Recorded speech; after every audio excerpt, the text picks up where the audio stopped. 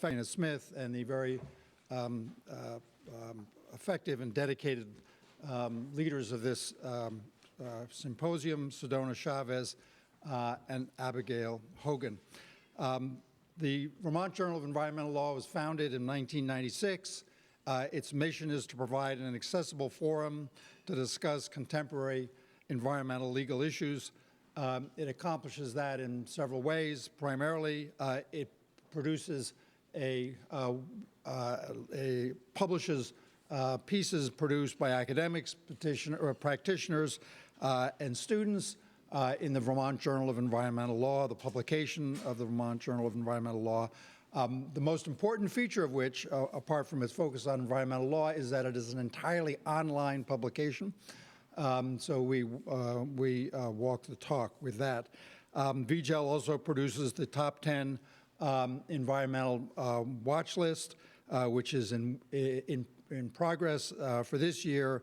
Working with the environmental faculty, VJEL identifies the top issues that are breaking and that need to be paid attention to by the media and by academics and the general public in the years ahead. In addition, every year, like today, the VJEL puts on an annual symposium. We cover a whole variety of fascinating issues. Last year, we did rights of nature. That got people very excited. We did, the year before that, we had a conference on transition to a new energy system, taking advantage of all the expertise we have here at Vermont Law School in the energy space. Before that, we had a conference on the Endangered Species Act, a perennial topic. And before that, we did the Clean Water Act and TMDLs, which is a issue important nationwide, but particularly important here in the state of Vermont, because Lake Champlain may or may not finally come into compliance with its TMDLs. It's a great pleasure to have John Piatti here from American Farmland Trust, from whom we'll be speaking, hearing in the middle of the morning. Just a point of privilege here is one of the speakers in this panel is one of my students, and I feel just very proud that somebody who came and learned at my feet has now risen to the level of becoming a speaker. And I'm saying that with tongue-in-cheek because my student, James Maroney, actually wrote a book about the environment and agriculture even before he entered my class. So with that, I will turn things over to Dana, and thank you all very much for coming.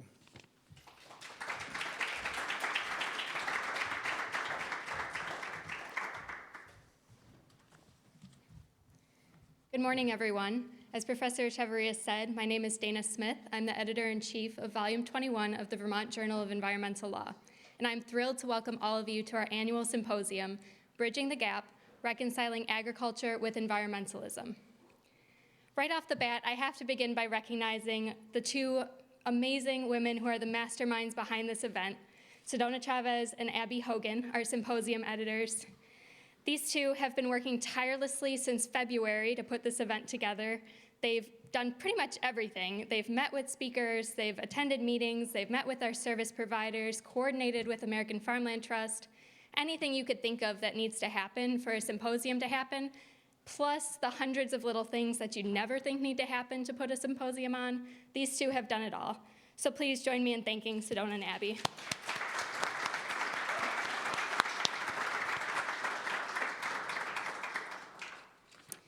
VJEL hosts its annual symposium to give our members an opportunity to facilitate meaningful discussion about a topic of the students' interests. That's why when I look around this room, I'm so excited to see so many people with diverse backgrounds. I see students, professors, legal experts, agriculture experts, activists, and members of the interested community. That's a lot of different perspectives to add to the conversation today. And we encourage each and every one of you to add your viewpoint to the conversation. We'll have formal opportunities after each panel in a Q&A style session, but also take advantage of the informal opportunities, talking with your neighbor, using the breaks. We have a round table at lunch. But most importantly, don't let the conversation end here today. While agriculture and environmentalism have taken great strides to come together, there's still a ways to go. And unfortunately, we're not going to solve it all here one day at VLS. So instead, please take what you learned today take the people you meet out into the world and continue the conversation. Collectively, we can make a change. With that, I'm pleased to introduce Nathan L Etoile, the New England Regional Director of American Farmland Trust.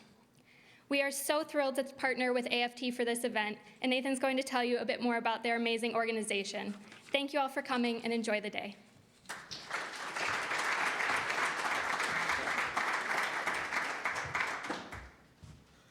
Thank you very much, Dana. I'd like to start by first kind of reiterating and recognizing Abigail and Sedona. When they first reached out to AFT to ask us if we would co-host the symposium, I was a little worried. I know what it takes to do a symposium well, and we were a little worried initially. And they assured us very early on that it would be a position of advising and helping to think through the strategy and who the speakers would be and that sort of stuff. And so we agreed, but I was still a little worried. And today, all those worries were unfounded. You two did an amazing job of actually pushing everything forward and worrying about all the details. So thank you for that. Thank you for that great introduction, Dana. Again, my name is Nathan L Etoile. I lead AFT's programming throughout New England. I'm actually going to skip over a little bit about a background on AFT, mainly because you're going to hear from John later, and he's going to tell you a little bit about our history and our work. What I did want to talk a little bit about is something I'm super proud of, and that's the ongoing relationship that AFT and Vermont Law School have had over the years. As I took my job about a year and a half ago, and I moved into an office, and I was looking through a lot of the publications that were in that office on a bookshelf, and those are many publications that AFT actually produced, and it was amazing how many times VLS appeared in there as contributors to those publications, as reviewers of those publications. One of the first projects that I dove into was a project trying to look at this competition for land and the competing interests of solar energy production and farmland conservation, and trying to find a way to actually marry these two things instead of seeing them as competing. And very early on, Vermont Law School was actually brought in as a partner on that project and has been doing some of the real down in the weeds analysis of policies from all across New England. And that project wouldn't work without that contribution from Vermont Law School students and the legal clinic here and Genevieve. This symposium itself, and hopefully other events in the future, it's just really heartwarming to see a great relationship between two organizations with great brands, really strong passion interests on protecting the environment, protecting agriculture. The other thing I'd like to raise as you go into the day and just think about the reason that I came to AFT and the reason I think it's a really unique organization is we don't look at farmland conservation just as a by the acre kind of thing. We look at it as a land, practices, and people. And I've had the pleasure, also had a lot of time this week as I did several sort of triangles around New England, starting on Monday in Burlington, and then being in Boston, and then Northfield, Mass, where I live, and then back to Eastern Mass, and now up here to Vermont Law School. A lot of time driving on Route 2 in Massachusetts in 91 and 89. A lot of time to look at New England. And the thing that's really coming to mind as I drive past some really rural places is the type of farmland loss that we don't always think about when we talk about farmland loss. We usually talk about trying to preserve farmland from external threats of development generally. But the average American farmer is about 60. I'm rounding up a hair, but is about 60. And in the last 60 years, New England has lost 3/4 of its farmland. 3/4 of its farmland in the lifespan of the average American farmer. In the last census of agriculture, 2017, when we look back to the prior census in 2012, in just those 5 years, New England lost 20% of its pasture land. Those two numbers, the number one driver, this isn't due to empirical analysis, this is, I would call it an educated guess from working in ag policy in New England for close to 2 decades. The number one driver of that loss has been abandonment. It's economics. It's economics of our farms, and nowhere will you see that more than driving up 91, driving through Vermont these days, and seeing overgrown pastures because of the dairy crisis. We have to keep that in mind as we look at reconciling agriculture and environmentalism, as we look at how we can assure that farmers are doing a better job of stewarding their land, of farming in a way that combats climate change, doesn't contribute to climate change, as we're protecting our soil and water. We also have to remember the thing that's driven the most farmers out of business, the thing that's lost the most farmland here in New England over the last 60 years is abandonment of that land due to economics. So just keep that in mind as we go through and talk about the really important issues of environmentalism and agriculture today. So welcome all. AFT is thrilled to be here, and I'm really stoked to hear John's presentation later today. So thank you.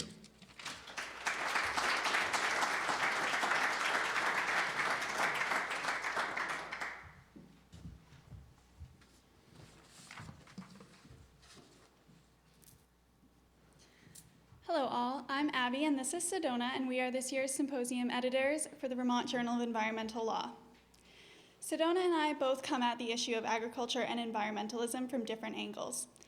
Personally, I have always been passionate about encouraging a sustainable food system while fostering public health and promoting animal welfare. Sedona comes from a family of farmers who you will hear from later today and is very knowledgeable about the role of industrial agriculture. Together, we wanted to discuss the important goal of feeding a growing population while maintaining good stewardship of the land. Agriculture in the food system seems to be an obscure topic for many environmentalists. We hope to shed light on this issue and offer solutions, instead of continuing the exceptionalism that agriculture has enjoyed for decades. To accomplish this, we're bringing you experts in agricultural policy, regenerative farmers, attorneys, activists, and creative thinkers working on these issues.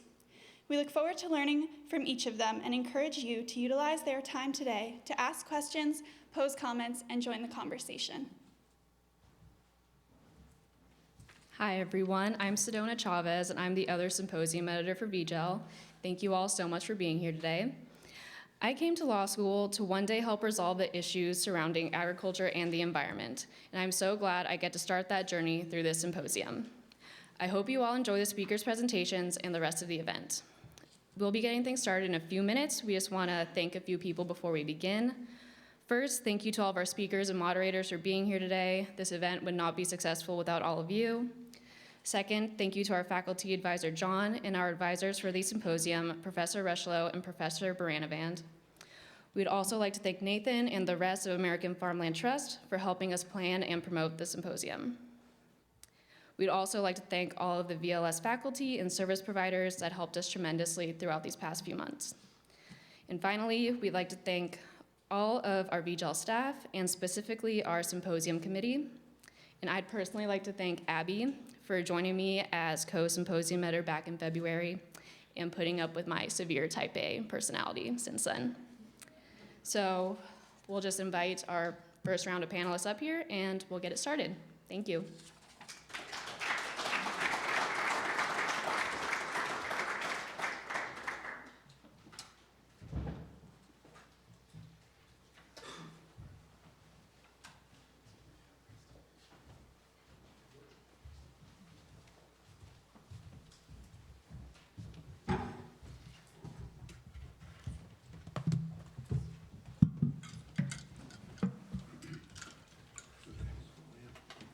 Thanks.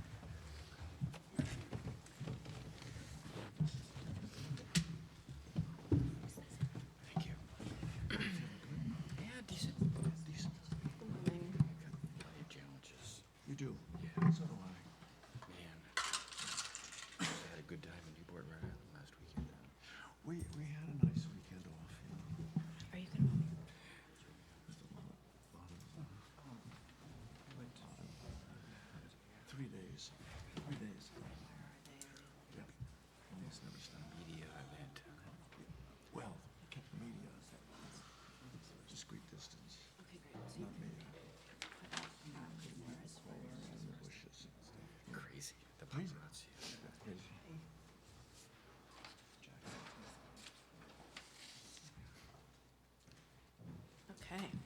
Hello, everyone. Good to see you this morning. I'm Jenny Rushlow. I'm the Associate Dean for Environmental Programs here at Vermont Law School. But in an earlier life, I ran a farm and food program at Conservation Law Foundation and worked with a number of friends here from American Farmland Trust and other partner organizations, so it's great to see you here.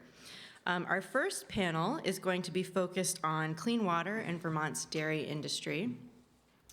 And I'll introduce each of our speakers before they speak. And our first one this morning is Laura Ginsburg. Laura is the Section Chief of Agriculture Development Division at the Vermont Agency of Agriculture, Food, and Markets, where she oversees several granting and business development programs, while also managing dairy-focused initiatives for the agency. She came to the agency in Vermont from Montana, where her family ran a farm and creamery, and she also worked in cooperative business development, agricultural policy, and taught at a tribal college. She has a Master's of Science from the University of Montana, where she wrote her thesis on Montana's dairy supply management program, and she was a Fulbright Fellow in New Zealand, studying the impacts of their free market system on dairy farmer decision-making. Please welcome Laura Ginsburg.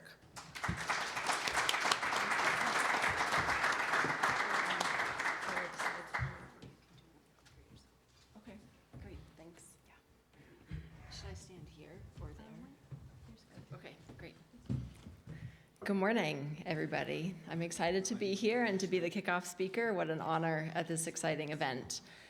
So I'm Laura. I work with the Agency of Agriculture, Food, and Markets up in Montpelier, and I work in the Development Division, which is one of 6 divisions. We're the only non-regulatory division in the agency, so my work primarily is around business and technical assistance and grant making, running federal grant programs as well as state appropriated grant fund programs.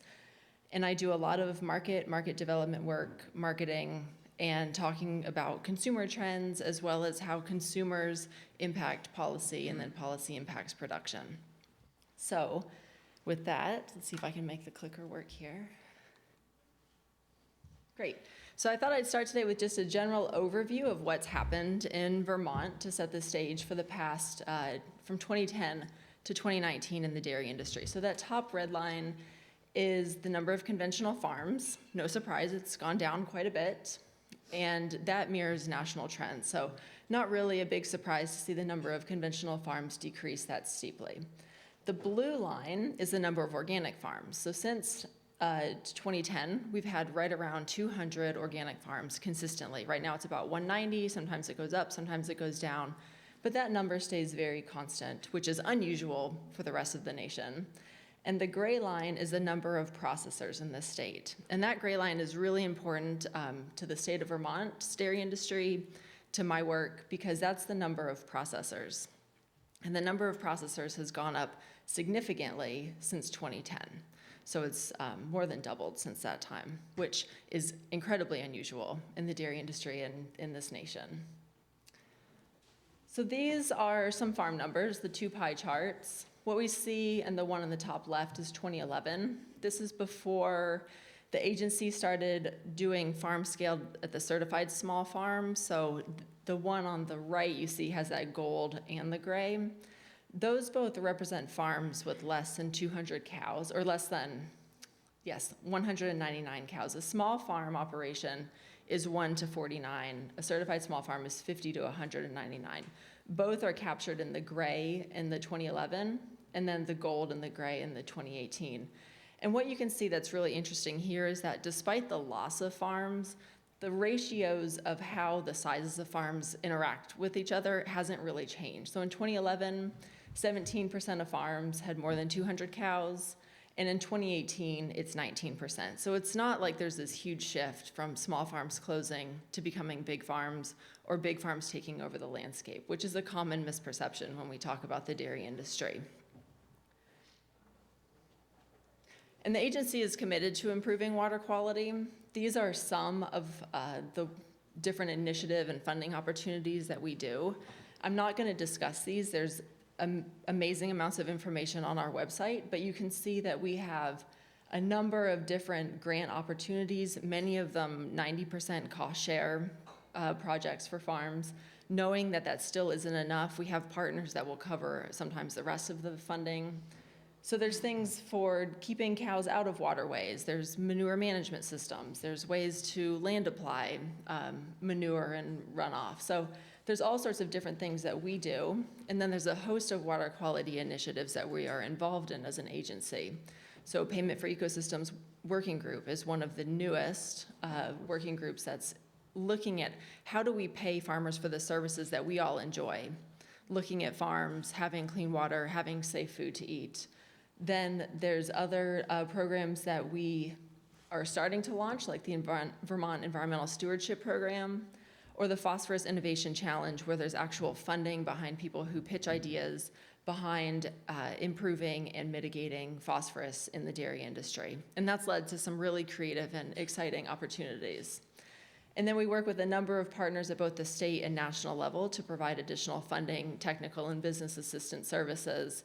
So NRCS, the Vermont Housing and Conservation Board, Association of Conservation Districts, UVM Extension, and this list is not exhaustive by any means. I also want to just cover quickly, I'm not in the water quality division, so I'm happy to take questions and send those back to the folks there, but I do want to cover that we are engaged in enforcement. And so you can see the number of enforcement actions over the year has increased since 2010. The blue is the number of inspections or investigations. And that's if somebody calls in and says, you know, it looks like the manure pit's overtopping, it's running into a waterway, we send staff out to look at it right away. And then the red is actual enforcement actions, where somebody has done something wrong and we have to take action because they are violating the regulations. And you can see another common misperception is that small farms are the good actors and that big farms are the bad actors. Well, we have enforcement actions against all sizes of farms, small, medium, and large farms. So there's no right or wrong scale at which water quality is the primary issue. It happens to all farm sizes. Sometimes it's the fact of nature that works against farmers, and sometimes it's choices of the operator. So I think that is another common misperception that we hear frequently, is that if all farms were small farms, we would have no water quality issues. But we see here that that's not actually true. So now I'm going to talk more about what I focus on, which is the economic impacts of Vermont dairy on the state and the marketing work that we get to do in innovation. So these numbers come from a report it's called Milk Matters, from a few years ago. The information was just reconfirmed by the analyst at the Vermont Agency of Commerce and Community Development to still be statistically accurate, so we have not updated this. So if you look at the report now, which if you go to the website vermontdairy.com, it's right there. It was an agency-funded and research report along with Commerce and Community Development to look at what are actually the economic impacts for Vermont from dairy. And so in that report, the numbers of farms have changed, and as you saw, the scale of farms has shifted slightly, but these numbers are still correct. So every year, Vermont brings to the state, or dairy brings to the state of Vermont, $2.2 billion in economic activity. That's direct from dairy and then indirect from all of the people that are touched by dairy. So the fact that there's tractor dealers and feed dealers and fuel and equipment repairmen and the people who have to fix those vehicles, those are all counted in that, because Vermont's concentric rings of the impacts of dairy spread well beyond the farm gate. And the interesting thing about dairy, which is different than other agricultural sectors, is that dairy has a daily economic impact for the state and for the people who are engaged in it. So every day, dairy brings to Vermont $3 million of circulating cash. And that's a number that in other economies, ag economies in other states, where it's a commodity system that is not heavily focused on dairy, say it's wheat or barley or beef or hogs, that is not the case. You get influxes of cash when things are sold, but dairy is kind of special because we do have this consistency of economic impact throughout the year. And it's not just cows. The growing sheep and goat industry, particularly goat, has an additional impact. So my perspective is that water quality and environmental stewardship are opportunities for Vermont dairy to stand out in both the conventional and the organic markets. being a conventional farmer doesn't mean that you are using heaps of pesticides and herbicides. You might be using some of them, and being organic doesn't mean that you are a perfectly great farmer. And so thinking about dairy as a continuum of production practices, how do we talk to the consumer to say, you know, Vermont is really special because our farms are small. Our farms have some of the strictest water quality standards in the nation. Our farms pay fair wages to labor, and we treat our cows nicely. That's an opportunity for us to really stand out as consumers look for different things in their food products.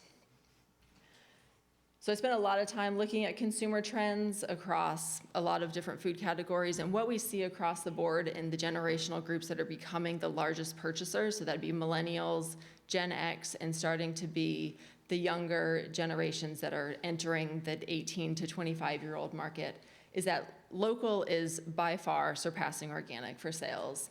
100% grass-fed, organic, or conventional is trending strong in the marketplace and sees the fastest growth in the dairy case. Smaller companies over larger national brands, so the standard bearers, are seeing real impacts where smaller companies are seeing consumers shift over. Consumers want brand transparency. They want to know where their products are coming from. They want to know where their ingredients are coming from and the processing that takes place behind it, which leads to environmental and social impacts, the desire to know about sourcing, and then health and wellness, which we see across the spectrum of frozen foods to convenience food to packaged foods. And this is sort of my closing thoughts slide, that we can't sit around and wait for things to change in the dairy industry. Prices have been bad for a long time. Farmers are going out of business. The market for their cows is terrible, and so they might sell 3 generations worth of effort and still have hundreds of thousands of dollars of debt that then they work on the rest of their lives to pay off. And so we can't wait just for prices to get better, because we can't control prices, but we can control the things that farmers are trying to do to make their industry better. And so thinking about different opportunities to reach those markets that have the potential to sell higher dollar products. So the Agency of Agriculture was just named as one of 3 national USDA Dairy Innovation Centers, where we'll be working regionally to support innovative practices and ideas in dairy.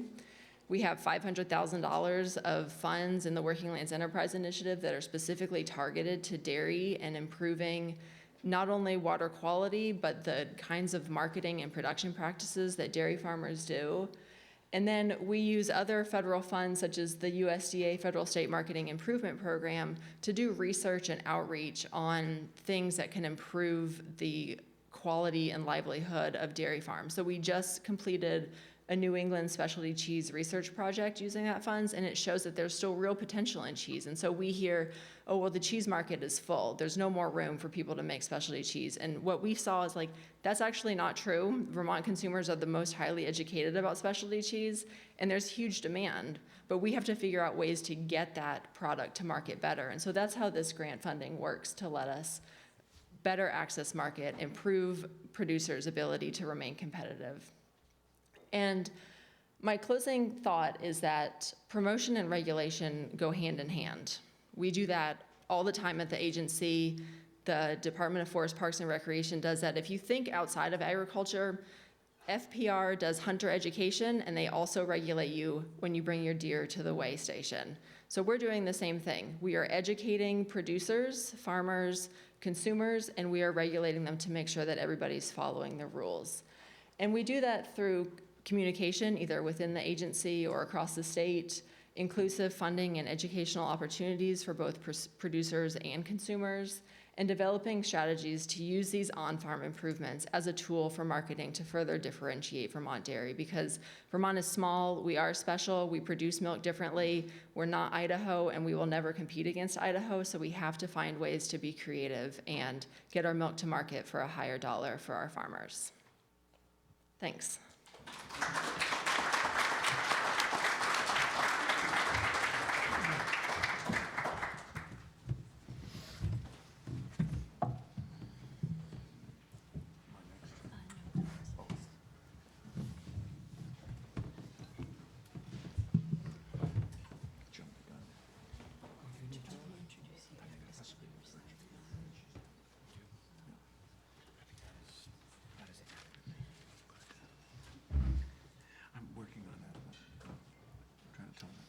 Okay, great. Our next speaker is Tom Berry. Tom Berry comes from Senator Leahy's office in Vermont. Since 2009, Tom Berry has represented Senator Leahy in Vermont on agriculture, environmental, energy, and other related issues. And in this role, he tracks the priorities and needs of Senator Leahy's Vermont constituents and organizations and advises the senator on legislative priorities.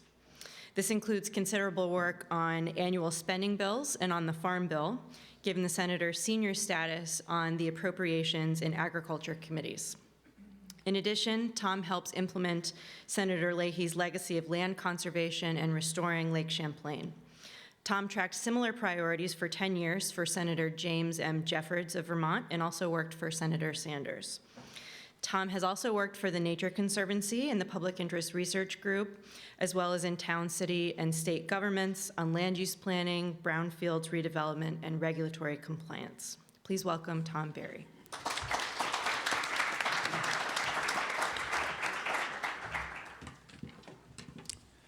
Thank you.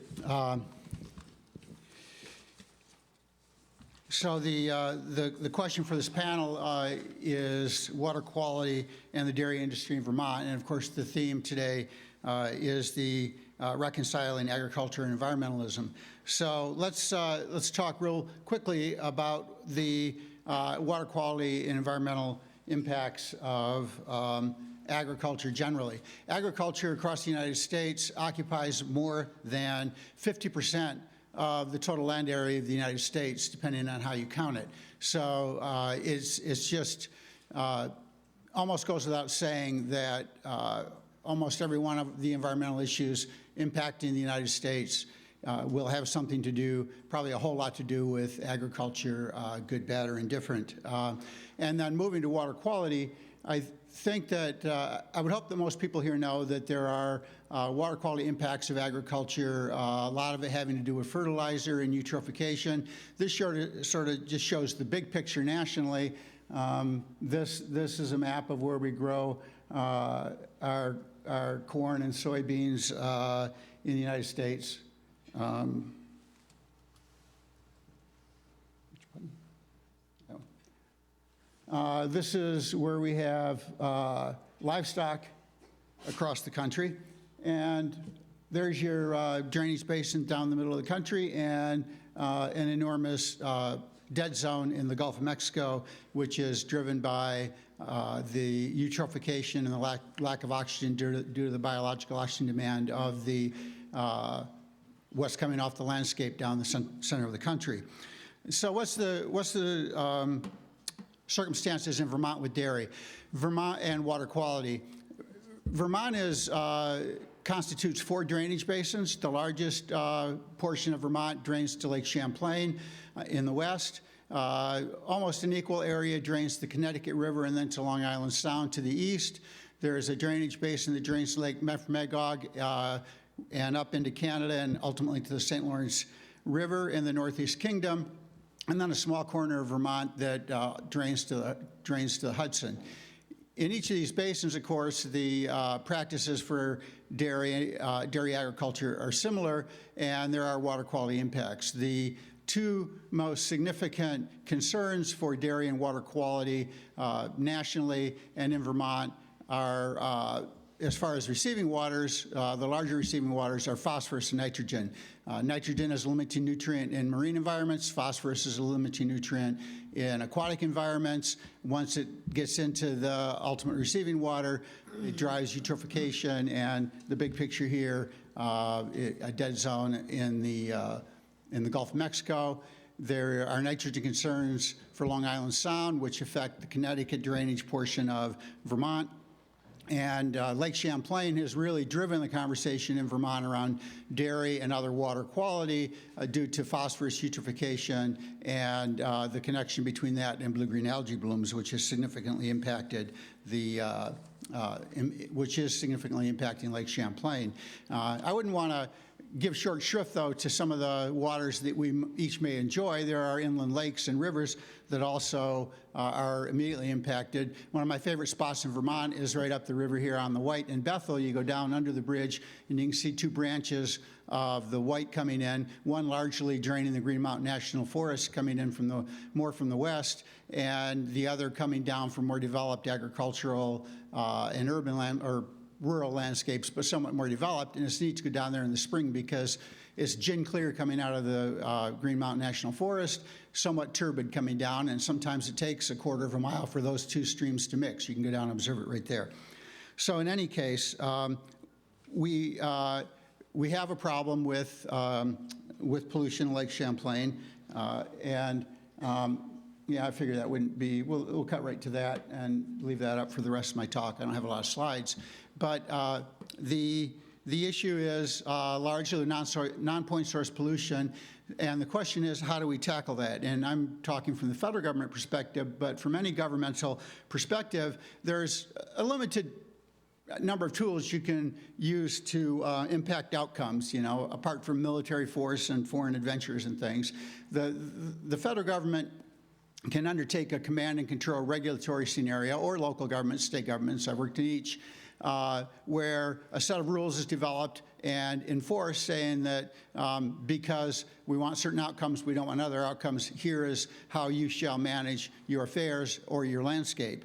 The other is to not necessarily say you shall or you shall not do this, but to provide incentives, usually financial, money talks, to encourage particular outcomes that the federal government is seeking. And those are kind of the big tools that really get things done. There's an opportunity to educate, cajole, discourage, encourage. And then there are combinations of the regulatory approach, the financial incentives approach.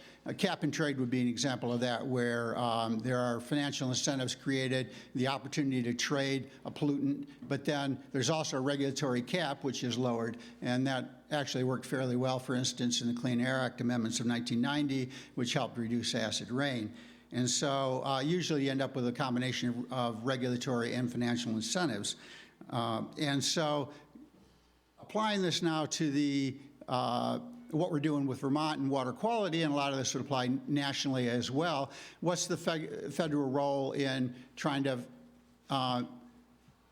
fix water pollution? The command and control portion, the regulatory portion, most of what we've accomplished was signed into law by the greatest environmental president of the last 100 years, Richard M. Nixon, in 1972, known as the Clean Water Act, which very quickly got a handle on point source discharges to surface waters. And before that, most of the towns in Vermont were just straight piping their sewage, if they had sewage plants at all, right into the rivers, right into the lakes.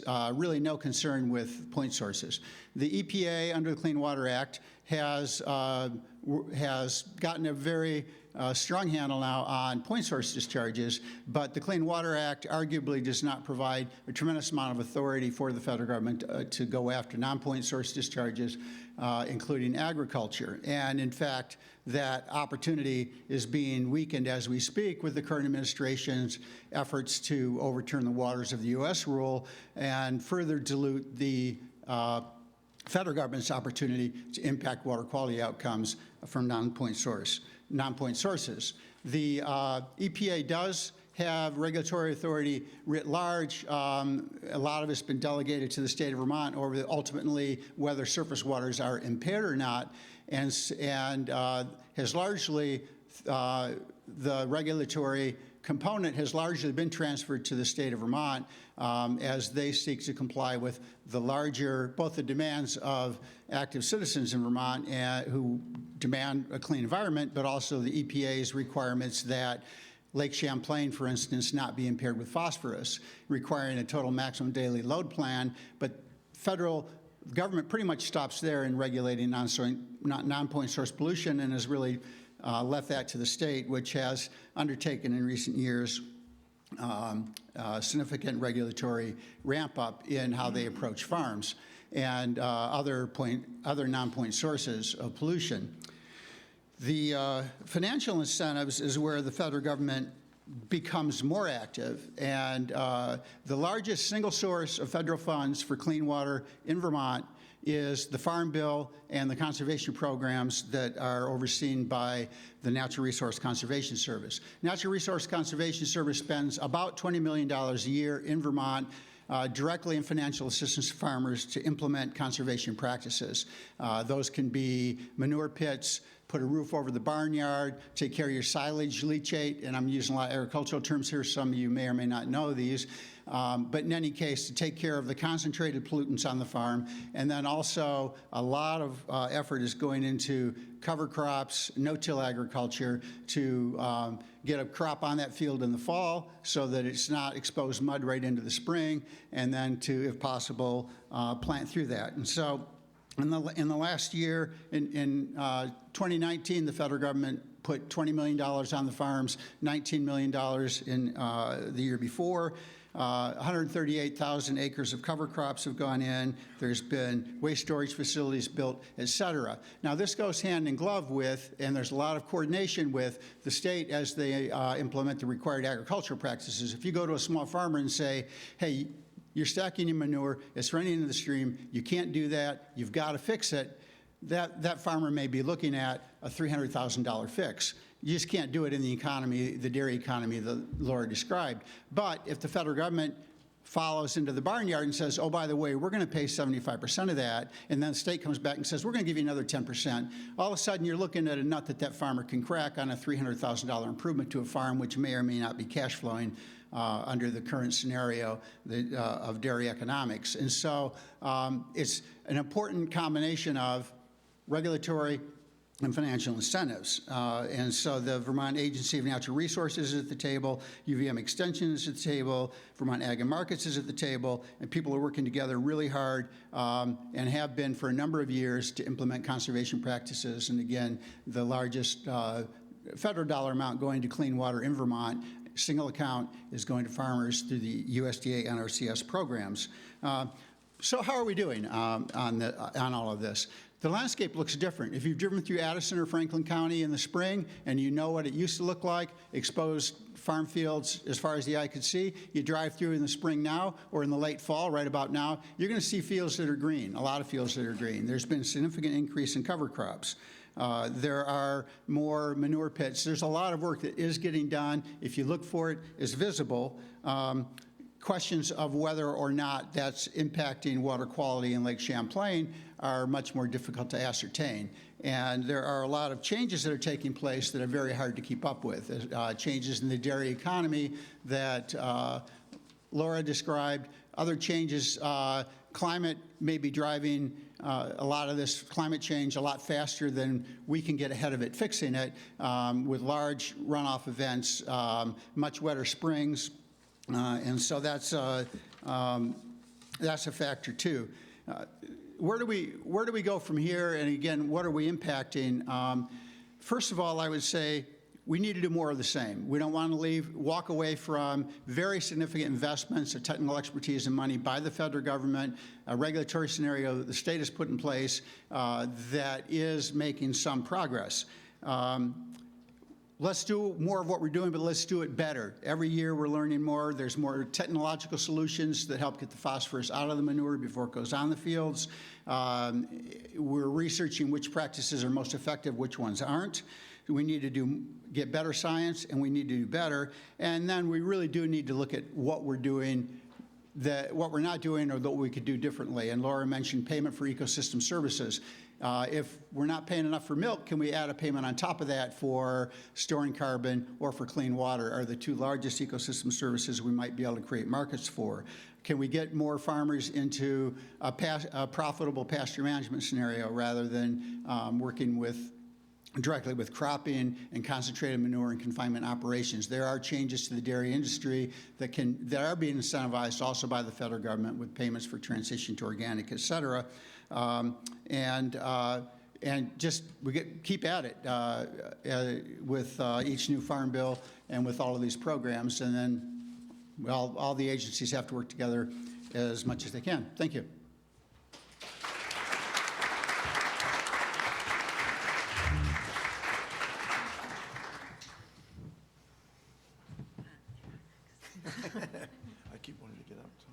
think you're next. Am I next? Are you next? I keep wanting to jump the order. Yeah, do you have slides?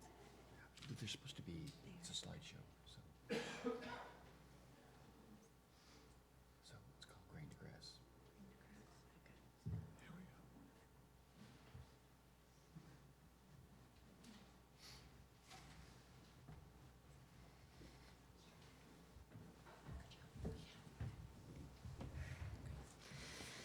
While we get a little technical assistance there, our next speaker is James Lazor, who is one of the creators and founders of Butterworks Farm. It's Jack. Jack, sorry. This is James. That's James. They're both farmers, but they are different people. Jack Glaser is one of the creators and founders of Butterworks Farm. Jack and his wife Ann came to Westfield in 1976, fresh out of college. Jack with a degree in agricultural history and Ann with a degree in anthropology. As longtime sustainable farmers and leaders in organic farming, they continue to play an important role in the dynamics and operations at Butterworks Farm and beyond. Jack is also a writer and a frequent inspirational keynote speaker at organic farming conferences everywhere, and he is passionate about sustainability and soil science. Please welcome Jack Lazor.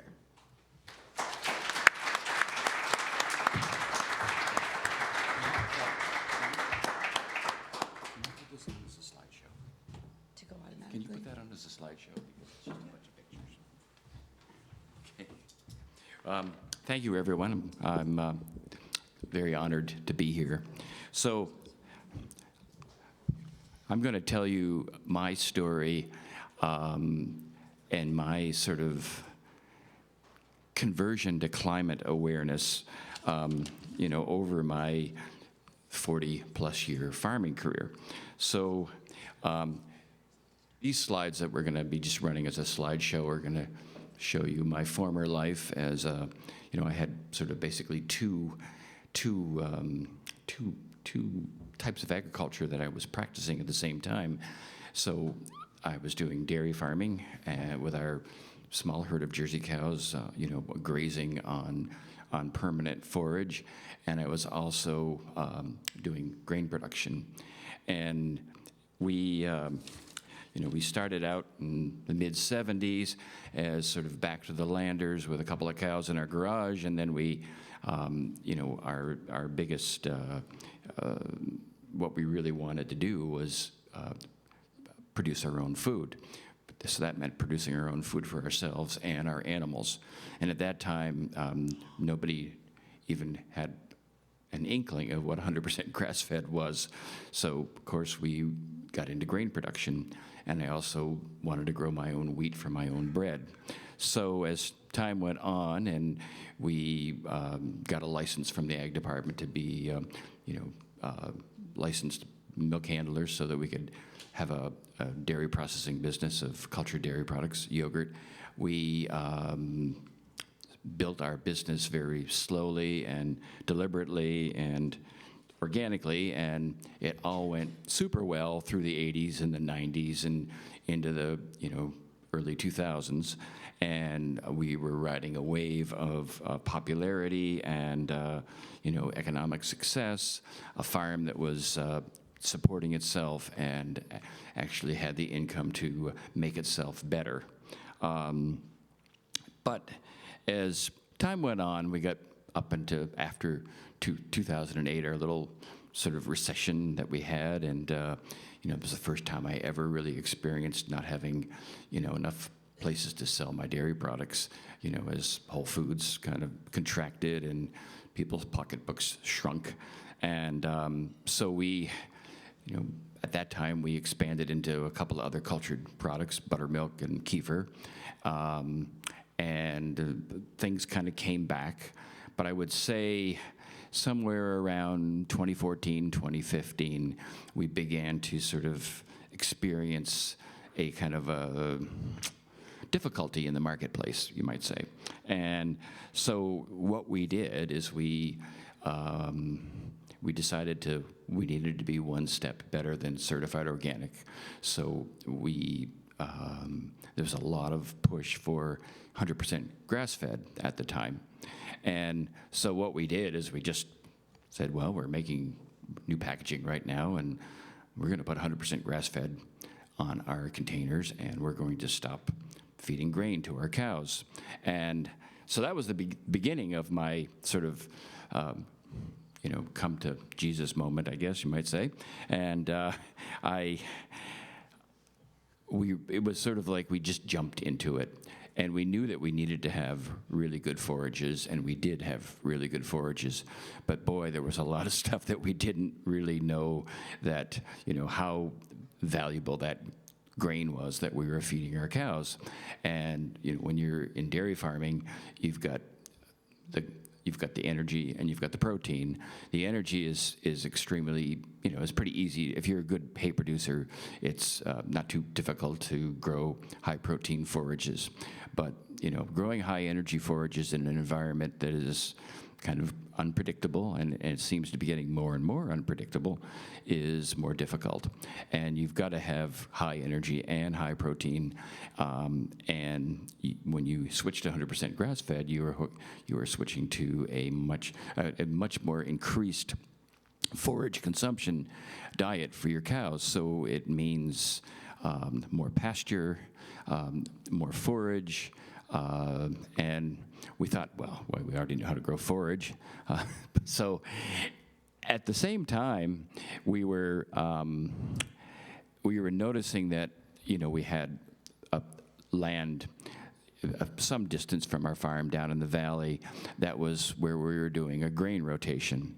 And the grain rotation was what I thought was a good one. It was organic, and we didn't grow corn year after year after year on the same piece, but we did grow corn, and then we would grow from corn to beans of some sort, either soybeans or dry beans.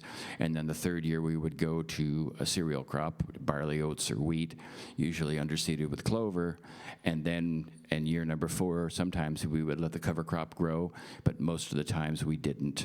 And so what happened is we started doing some soil testing, and we started comparing the grain that had been in the land that had been in continuous tillage and grain production versus the land on the home farm, which had been in continuous pasture and hay.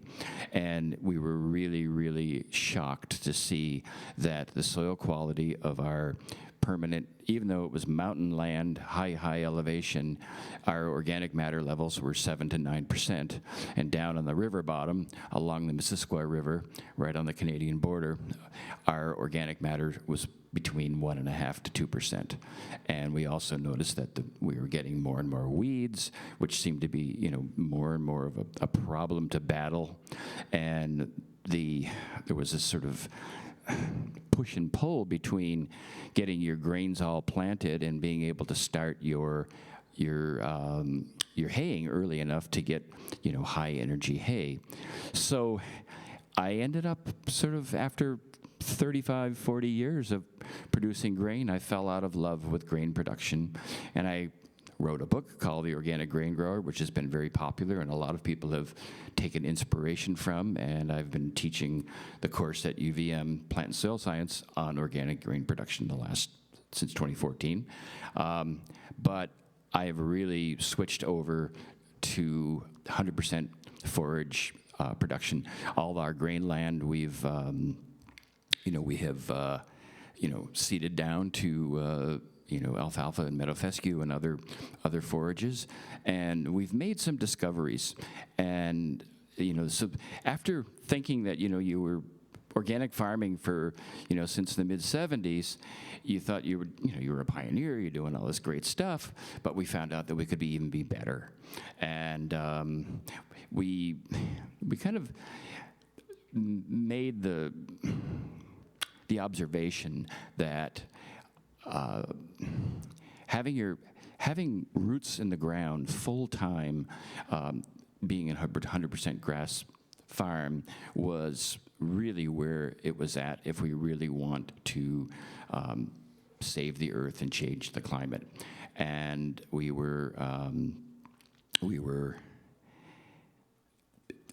sort of just struck by it all, and so I took off on this new way of farming, which meant we needed more pasture for our cows, we needed more forage, we needed better forage, and I still wanted to grow things, and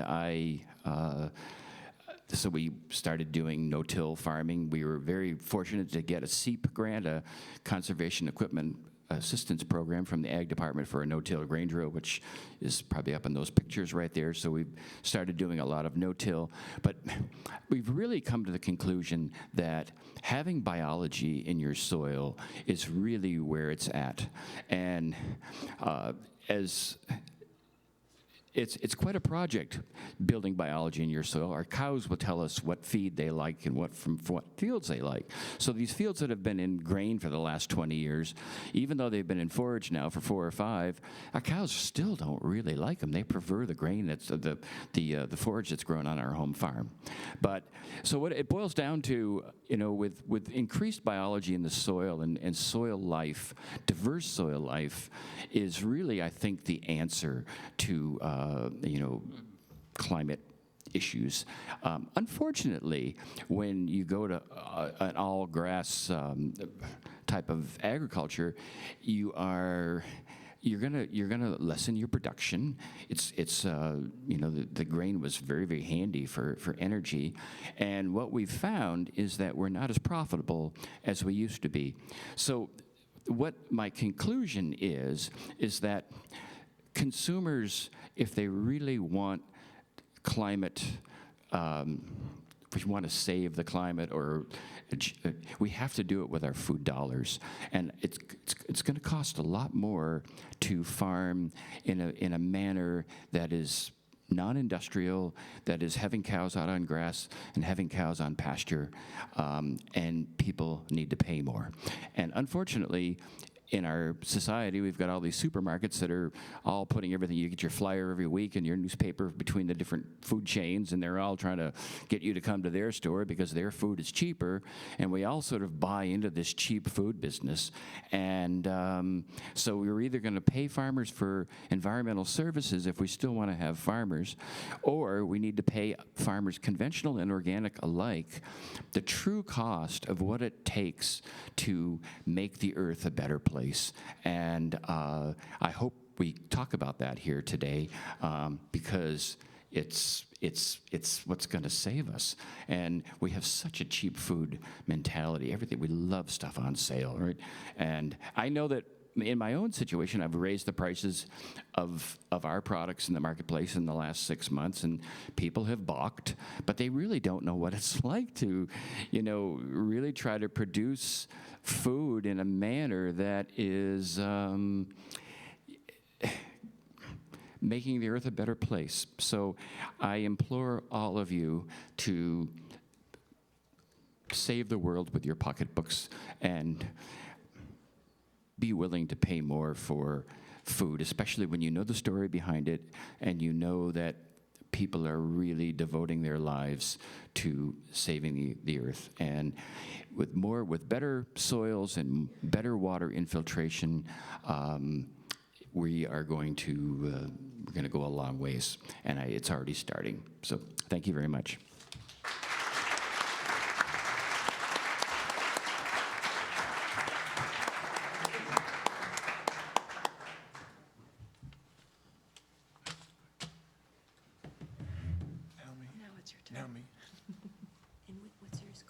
Yeah, that's it. But I need the computer, okay? You need the computer? Yeah, can I do that? Sure, you can do that.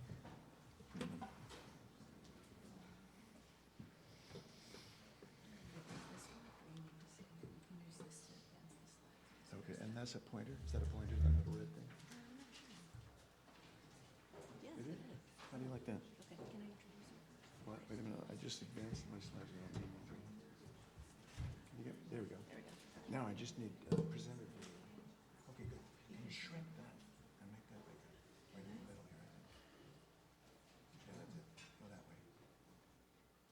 I just need this. No, Yeah. no, just bring that up Okay, so you can see the name. all the way. Yeah, perfect. Okay. Yeah. Okay. Do you want me to sit there? Or can They you won't move? be able to hear you. Or we can move the mic over if you prefer.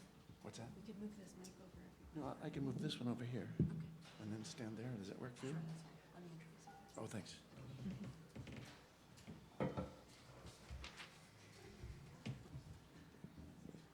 Okay.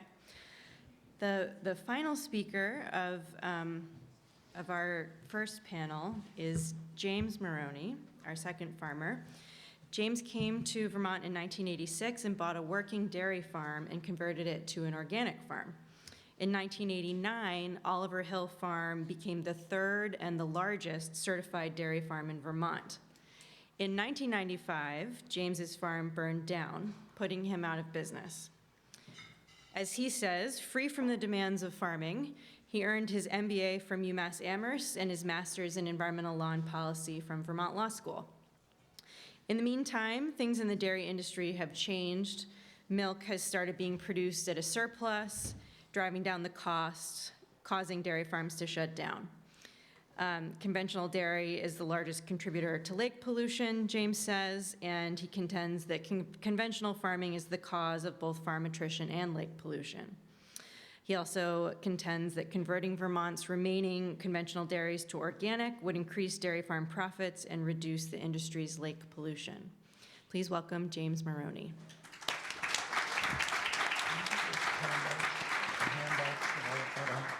Handouts. Yeah. Good morning. Pleasure to be here. A replica of Ceres, the goddess of agriculture, has stood atop the State House in Montpelier for hundreds of years. But in 2017, her third iteration was seriously rotted and in danger of collapsing. So in 2018, workmen hoisted up a new one. Everyone was absolutely thrilled.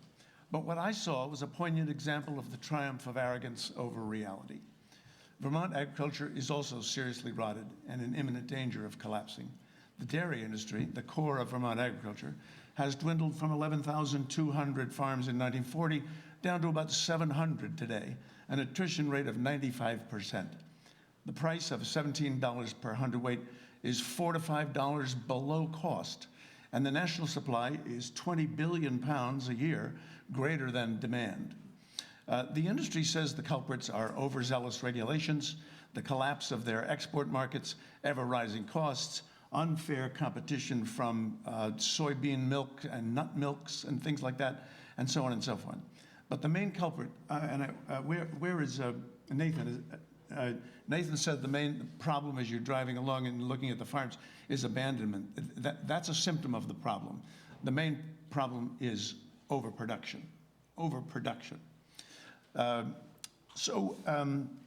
Because overproduction drives low milk prices, which drives farm attrition, which drives rural economic decay.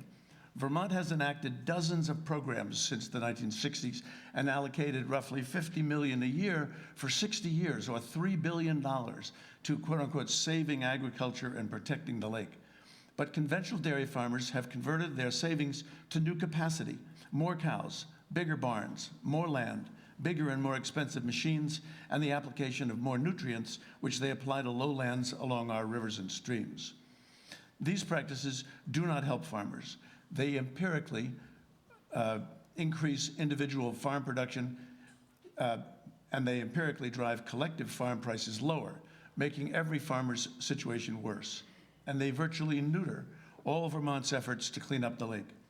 This symposium asks how we are to reconcile Vermont agriculture with environmentalism, and we need to do this.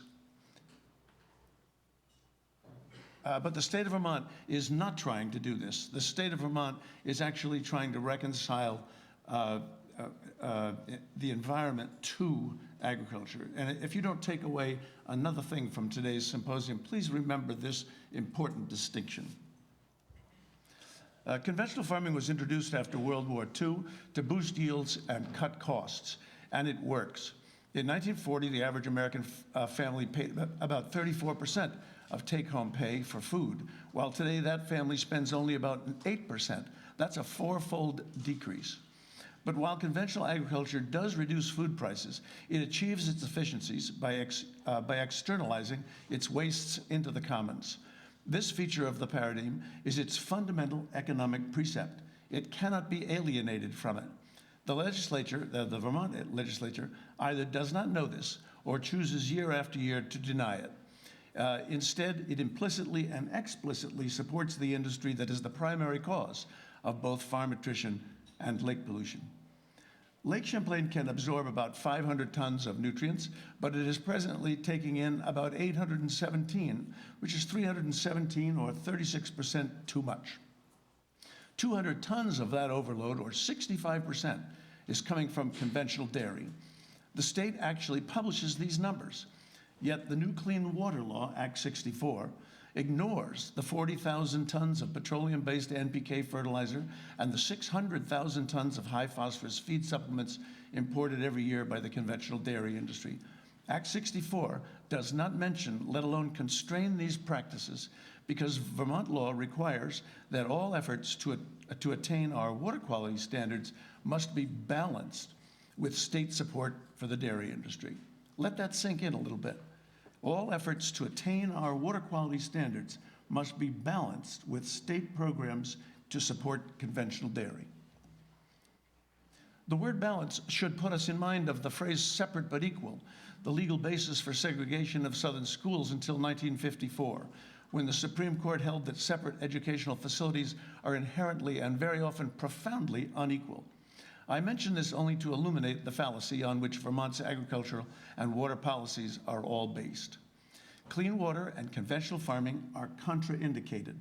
You can have one, but you cannot have both, because their costs and benefits accrue to different parties and therefore cannot be balanced within the same system.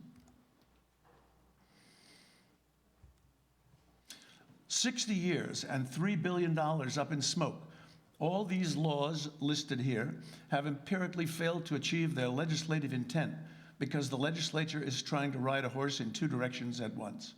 But since conventional farming is the prevailing farm modality, and since the legislature and the Vermont Agency of Agriculture are blind to the harm conventional farming does to the economy, the environment, and to the farm industry itself, the Vermont legislature is with one hand feeding the problem, it taxes its citizens with the other to stands. The Vermont Agency of Agriculture recently published a brochure to tout the importance of agriculture to the Vermont economy. It says that Vermont dairy is the backbone of that economy, that the annual economic impact of Vermont agriculture is over $3 billion, that Vermont's agricultural sales are the highest in New England, et cetera, et cetera. But the Vermont Agency of Agriculture is not trying to reconcile agriculture with environmentalism. It is peddling disinformation, what Kellyanne Conway would call alternative facts. Here are the real ugly facts. The dairy industry brings about $500 million into the Vermont economy in a good year, or 2% of GDP, hardly the economy's backbone. This year, because the price of milk was about $16, sale came in at about $400 million, a loss of $100 million. In 2017, the industry lost another $100 million. The state allocates roughly $100 million, that's an additional $100 million, to saving agriculture and protecting the lake in all those programs that I had on the slide just a moment ago. And now it has raised an additional $35 million for saving agriculture, bringing the cost of saving agriculture and protecting the lake to $135 million annually, which comes to a staggering $390,000 per day. And the taxpayers get neither a clean lake or a viable dairy industry. But if the state wanted to reconcile agriculture with the environment, it would withdraw all support for the conventional farming modality. It would offer to pay the farmers to stop using phosphorus fertilizer and imported grain, and the dairy industry would become profitable in 3 years. Production from agriculture into the lake would be reduced by half. To encourage farmers to get on board, the state would offer farmers a choice. Either join the plan, and the state will pay you the difference between the conventional price and the organic price during the 3-year conversion term, or you will forfeit all state benefits, including current use. You would also be required to pay a 100% excise tax on NPK fertilizer and imported grain in excess of, say, 4 pounds per head per day. The state is justified in making this offer because cleaning up the lake is a higher public good than adding a new subsidy to the $100 million the conventional dairy industry already gets under current use and the Vermont Housing and Conservation Board. Here in this slide, I show the punishing economics of conventional dairy as it stands presently, and in the slides following, I show the economics of converting the state herd to organic. Vermont's 525 conventional farms now house about 120,000 cows, giving about 23 million hundredweights, which are sold for $15 a hundredweight for $345 million. Cost of production is $21 per hundredweight, produces an industry loss of $138 million per year. Vermont's 32 large and medium farms, or those milking between 400 and 2,500 cows, house 60,000 head, which produce about 8.6 million hundredweights, which at $15 produce a loss of $50 million. Notably, farms over 200 head cannot comply with the National Organic Program, so conversion of the state herd to organic would necessitate sending 60,000 cows to slaughter out of the watershed, and with them, the grain imported and grown to feed them and the manure they produce. Ipso facto, we have just cut lake pollution from agriculture by half. Conversion to organic is, however, possible for the remaining 360 small conventional farms, which with 45,000 cows had been producing 19,000 cows. And I think maybe, I don't know if I'm up against my time limit. I have 2 minutes more, or I'm over 2 minutes? Left, oh good. Okay, so, and by the way, I have a handout somewhere which has these numbers in it.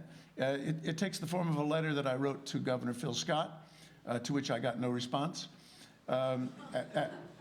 So, in essence, converting the state entire dairy herd to organic would convert an industry losing $100 million a year in cash, and soaking up an additional $138 million in state support to an industry that earns $78 million in taxable income and requires no state support, and lake pollution from agriculture would be cut by half.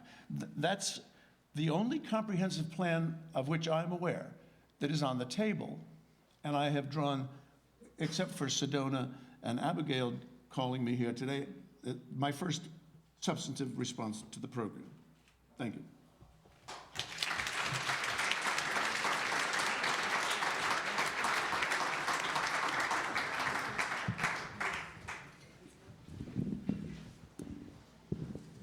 Okay, we have time for questions. Okay. Obviously, we had a variety of different perspectives here. We had state government, federal government, two different farmers with similar perspectives, but certainly different in other ways. We have some microphones out in the audience, and we're recording this session, so if you have a question, if you'd please ask it with a microphone that would allow all of our remote listeners to hear you. So who's got a question?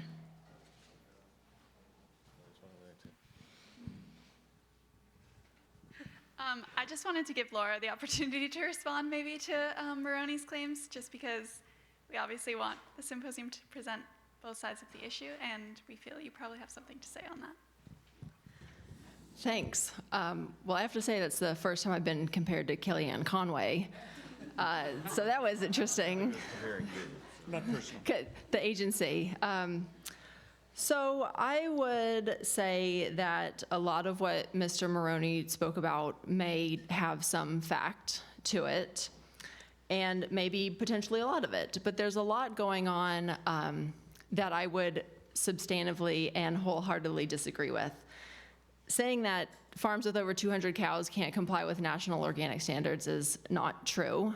We have farms that have more cows than that are organic in the state, that are certified by VOF, that are organic and comply to organic standards. And then I'm sure everybody knows that there's larger organic farms in the West that also comply with national organic standards. Whether or not you personally consider those to be following organic, the soul of organic production or not, is beside the point. They are certified as organic farms. So there is that point of matter.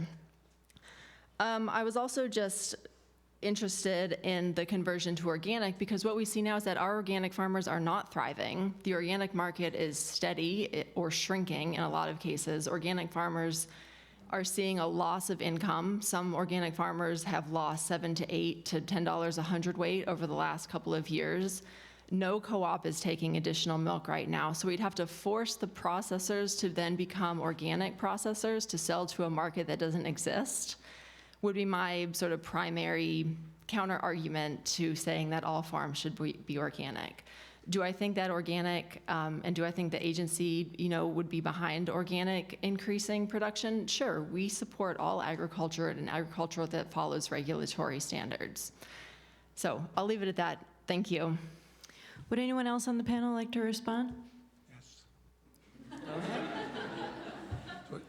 Nothing personal. Honestly, it's nothing personal. The organic farm limit of 200 cows, which I state, is actually there is a pasture requirement. When you have an organic dairy, you must send your cows out to forage for themselves during the growing season. 200, believe me, 200 is more animals than you can manage to take to pasture, unless you want to take them 3 or 4 miles away from the farm, which they would use up more energy just getting to the pasture and getting back than they would gain by eating. So 200 is a round number, but I'm sticking with it. And the so-called organic farms in Colorado have 3,500 cows. They are basically destroying the marketing word organic. The reason that Vermont, that the organic market, by the way, right now is flooded, is because the conventional market is flooded. The organic processors used to be able to sell off their surplus into the conventional supply, but they can no longer do that. So the flood in conventional milk impacted the organic milk.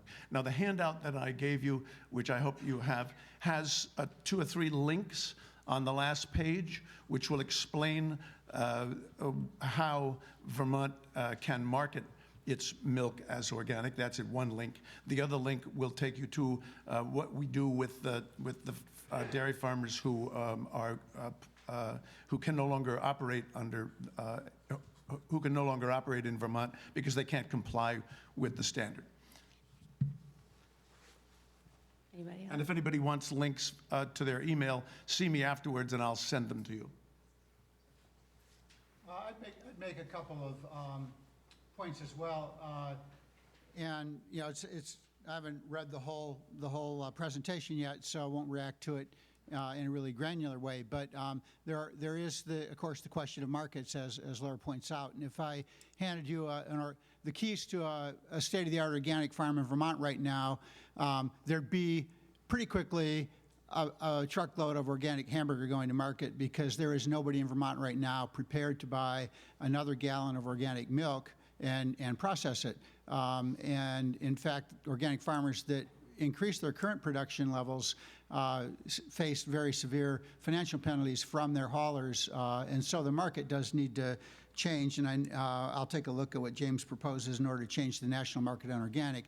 He does point out a significant problem, and Senator Leahy, as the author of the National Organic Standards Act, and the father of organic agriculture in this country, would certainly support organic at every opportunity. And admittedly, there is a very significant problem with the size of some dairies that are being certified right now as organic. And we have been pushing the USDA, which is committed to beginning to fix at least one significant loophole in that regard before the end of the year, or at least issue a rule on it. Whether that rule fixes it or not, we'll see, but they're working on it. But there are some very significant problems right now with organic dairies in the West. Whether we're talking 200 or 2,000 cows, there is a size beyond which it doesn't really pass the straight face test that dairy farm is organic. I think it's well above the 200 number, though, that James has suggested. Jack?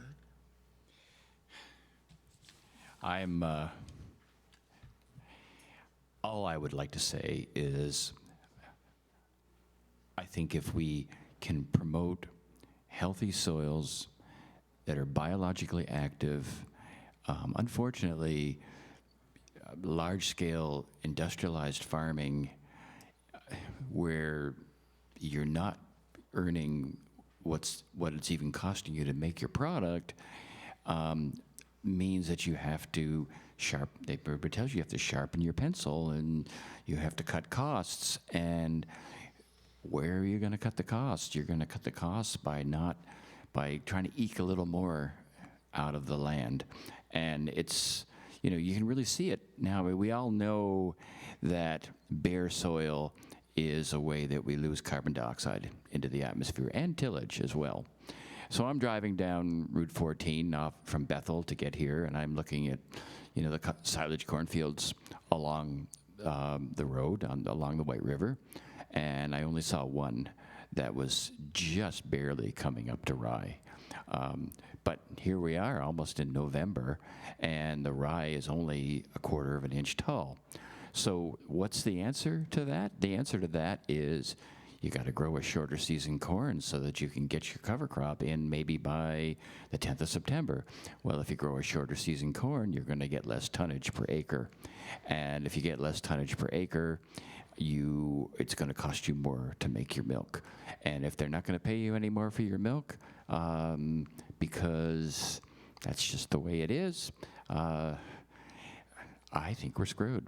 So,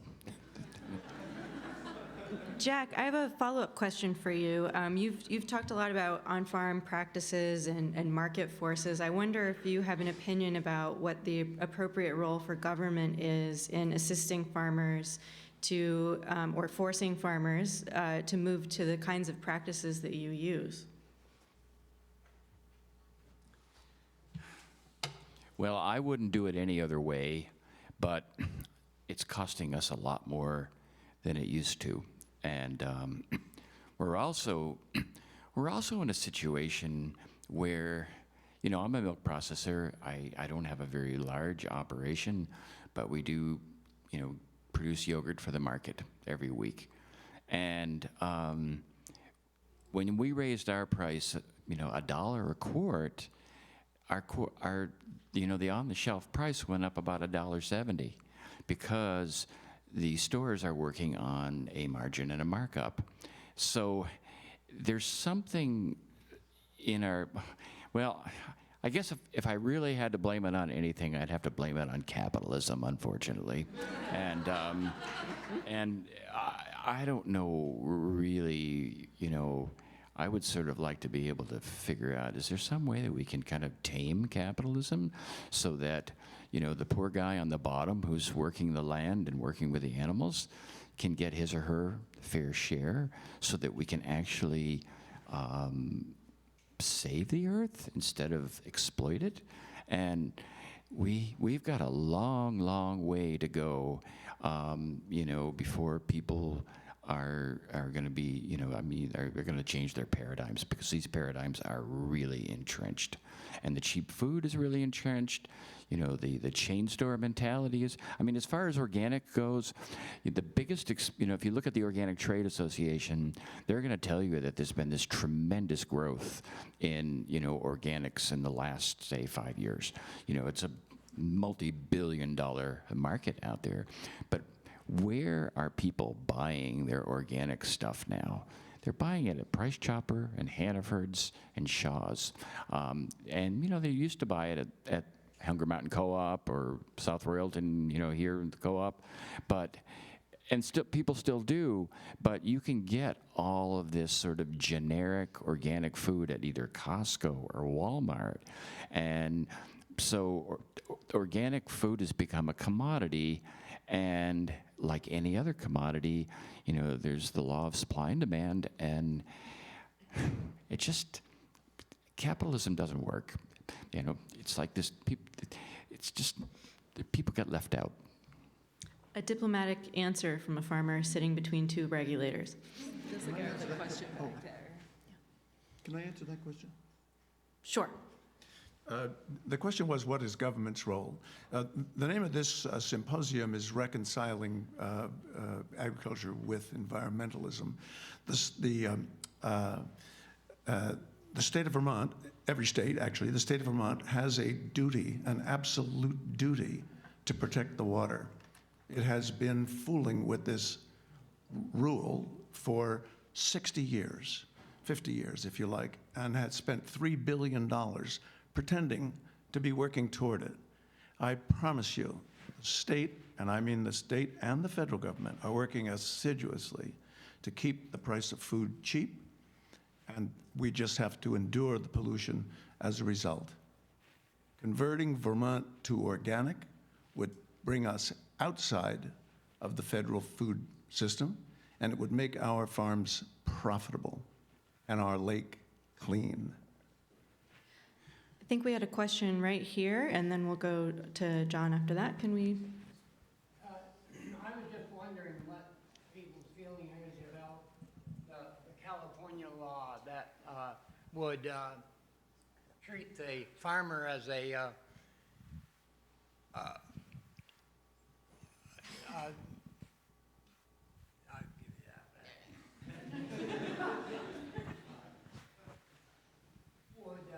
treat the farmer as an independent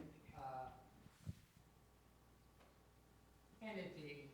They'd be covered. In other words, the suppliers would have to treat the farmer as a worker for them, in a sense, so that they could cover some of the expenses of insurance or retirement thoughts, or I know they're doing that with their taxi cab drivers, the freelancers out there in California. They made it now a requirement for the company to actually pay them for these extra benefits. Are folks familiar with that California law? I'm not real, I don't know if others are. I'm not familiar with it, but I'll respond anyway. Which is there's a number of models for agriculture out there, and you know, if there's we wouldn't want to generalize about farmers, but they do tend to be a fairly independent lot, and a model like that might work where there is a single buyer of the product that the farmer's producing, and the farmer's producing a single product. But you know, sort of as a policy wonk, I'd sure want to see where. How you do that for a diversified farm, or a farm that's producing a value-added product, which then is being sold in a number of stores. And so having farmers, the farm owner themselves working as employees for the corporation that's buying their product doesn't strike me as a model that would be particularly appealing to a lot of farmers. I might leave that to the guy sitting next to me to let you know that, what his feeling would be. And it might not be a model that would work particularly well in Vermont, where conventional dairies typically sell to co-ops, not to private industry. And otherwise, we have a lot of diversified value-added farms. So it'd be interesting to see how that model might apply to Vermont, but sounds maybe not a good fit. Go ahead. I would like to make a little comment about processors, milk processors. I'm a mini processor, but I get these magazines every month, Dairy Illustrated, Dairy this, Dairy that. And, you know, they'll have processor of the month, their processor of the year, and it's some ice cream plant in Iowa or something like that. Well, the attitude in these magazines are, there's no concept that this milk is actually produced by people and cows. It's just this white stuff that comes in tractor trailers. There's shitloads of it, excuse my language, but there's so much extra. They want surplus because they have to meet the market demand. If all of a sudden Shaw's orders 3 tractor trailer loads and you've only got 2, they're not going to be happy. So I just want to tell you that I think that the processors, especially the large ones, need to come up. And as far as co-ops go, the co-ops are stuck in the same game because, you know, especially say Agrimark Cabot, they are selling to the same stores that Hood or some of these other places are. And you know, what really needs to happen is, and I don't know if this is I'm just an idealist, but Cabot cheese needs to go from $6 a pound at the store to $12 a pound at the store. And that $6 extra needs to go directly back to the farmers to help them take better care of their earth. And most farmers know that you have to take care of the land, because if you don't take care of the land, it's going to degrade, and you know it's your future, it's your grandchildren's future, and we're right now, and I hate to say it, but you know we're mining, and there has to be change, and the change can't just be the farmers or the processors or the co-ops. It's got to be all you folks who are buying food. We have to just make a pact that, you know, as James said, it went from 34% of your pocketbook to 8% of your pocketbook. And if you go to France or Italy or any of these places where there's a vibrant agriculture, it's more like 18%. So that's just some food for thought. John? Good morning. My name is John Lee. I grew up over the hill in the dairy industry. We had a micro dairy. It was the biggest farm on the road with 12 cows. I have two observations. One is, the bigger your farm, the harder it is to take care of your land. That's a reality. The second reality is, in Vermont, and I think nationally, we need to think differently about how we use our land. What are these hills and valleys best suited for? And it may not be dairy. What is it? Well, we have some interesting topics coming up. You know, let me respond. Since we're at Vermont Law School, I wanted to give encouragement to the student to think about regulatory tools that they might come up with as a solution to this discourse. And I want to just start with two examples that I would love to get feedback on. One, what if in all this funding streams there would be an environmental impact analysis embedded, like we see it with any other infrastructure improvement, just having a simple EIA test that goes through every grant application, so that the more environmental beneficial a project is, an infrastructure investment, the more environmentally friendly path gains more of the bucket.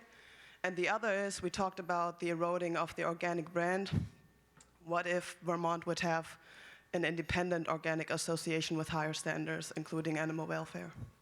If I can, I'll address your first, which is the environmental impact statement and assessment.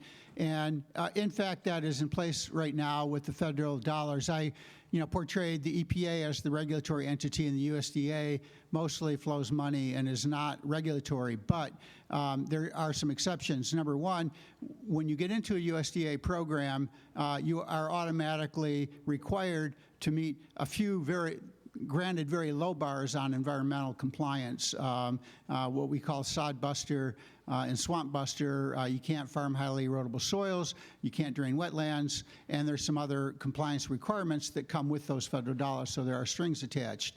And then when the USDA in Colchester, Vermont sits down and looks at all of their applications for funding of all of these projects, they have a ranking system that ranks the projects based on their on the cost benefit of that dollar spent on environmental outcomes. Now, again, they don't do a perfect job, but there are NGOs, there are a lot of people at the table developing these criteria, and projects are ranked, and that might be partly why you drive along the White River and you don't see the same cover crops that you see right now in Addison and Franklin County, because those ranking tools over the last 4 or 5 years have prioritized projects in the Champlain Basin where we have a phosphorus TMDL to deal with. And so if the farmer along the White River here applies for dollars for a cover crop, and a farmer over in Addison County applies for those dollars, they're more likely to go to the Addison County farm, because there is a better environmental outcome based on the problem we're trying to solve than there is over here. It'd be great if we could supply money to each of those projects, but there is an environmental analysis that takes place, granted within a set of practices. And if you want to think outside that box of what practices we're paying for, that would be another question. Thank you. And I appreciate all of the panelists' opinions and experience on this. So I'm married to the Hillary DeVos. So her and her parents own and operate Kimblebrook Farm, which is, I believe, the largest organic milk brand based in the state. And it's a struggle. It's a serious struggle. I agree with all you. We're in a dilemma. I definitely agree and appreciate James and Jack up here, holding up the organic activist standard. I do believe that organic practices are far and away more environmentally friendly, if not necessarily environmentally positive, working towards a neutral or sustainable relationship. We were milking a little over 200 cows. It's tricky to get them all out on pasture properly. We split up into groups. It depends on the actual specifics of your farm and how it's arranged. But we've been downsizing because we've gone through, so for our surplus milk, we've gone through every other buyer out there and keep moving on, looking for better options. We've gone from Horizon, Organic Valley, to Stonyfield, to just deciding to downsize the herd and focus on our own brand. But still, you go to the store and you see somebody with a shopping cart full of organic products and then some Cabot cheese, Ben & Jerry's, and Monument Farms milk, none of which are organic. The major dairy brands in the state are not organic brands, except for Jack's, really. So it is a challenge. It's a dilemma that I think we're in the midst of ourselves. We're trying to diversify. For any farm to rely completely on one commodity is really dangerous and challenging. You go across the border to Canada, and environmentally, maybe there's a lot of room for improvement, but economically, they've got something figured out where there is more viability for their dairy farmers to have a good standard of living up there, and it's reliably kind of smooth over the years. They have supply control. I know, they have a quota system. And I appreciate the last comment. There's certainly things we can do with, ag exemption to Act 250 rules where conventional ag operations can put up huge structures with really very little oversight. And I think the state has wasted a lot of money in the past when you look at tons of empty silos that was a failed concept. You look at huge manure lagoons going in all over the place. I'm glad, Tom, that you brought up putting roofs over a lot of this liquid manure. I think we could go to a more dry manure system, and there's no reason that we should be putting rain and snow water into our dairy manure. It just exacerbates that challenge of getting the manure out on the fields. I think there's a lot of things we could do, but we're definitely in a dilemma. So, sorry about that. Nate. Thank you. First of all, great panel. Some really good perspectives. I'd pose a statement, and maybe there's a question in there, maybe there's just something to react to. As I look at the panel, we've got a lot of different perspectives. I would estimate a guess that at the end of the year, when folks go to do their taxes, Jack's probably got the lowest adjusted gross income on the panel. And until we can change that, until we can make farming something that Jack's not struggling to make a living and operate a business as one of the most responsible and just great sustainable farmers out there, how can we try to fix this problem? We're not going to regulate our way out of the problem. And I don't know the answer to the dairy crisis. I used to work in ag policy in Massachusetts, and whenever anybody asked me to explain the dairy crisis, I'd say, well, the first 2 employees of the Massachusetts Bay Colony were milk inspectors, and it's gotten more complicated ever since.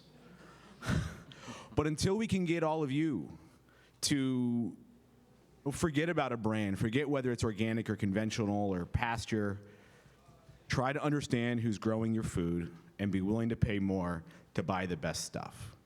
That's the only way we're going to solve the problem. And if we can do that through a brand, awesome. If we can do that through a regulatory policy, awesome. But until we can get folks to really understand who their farmers are that are growing their food, as long as we're just participating in this anonymous system, it's not going to work. If we can figure out how to get folks to understand their food system and understand where they're getting their food from and use their purchasing dollars for those of us who have the privilege to be able to buy a little bit more expensive food, until we can do that and until we spend the time to get to know it, I don't see how we're going to fix this problem. We've got really smart people who've been working on these issues for a long time, and we're still kind of talking in complete opposite perspectives. So more of an observation than a question, but thank you. You know, one thing we are working on that a lot of folks have teased at, and it doesn't get directly to the water quality question, which is the focus of the panel, but the question of farm income and dairy is looking at having another run at a supply management scenario that would, at some level, cap the amount of milk that comes onto the market, and until there's a pay price that allows farmers to have some sort of a reasonable margin above their cost of production is what it boils down to. And as recently as yesterday, small number of congressional offices were having discussions around what does the next run at supply management look like. And getting to what others have said, one thing we know it looks like is fierce resistance from the larger dairy processors.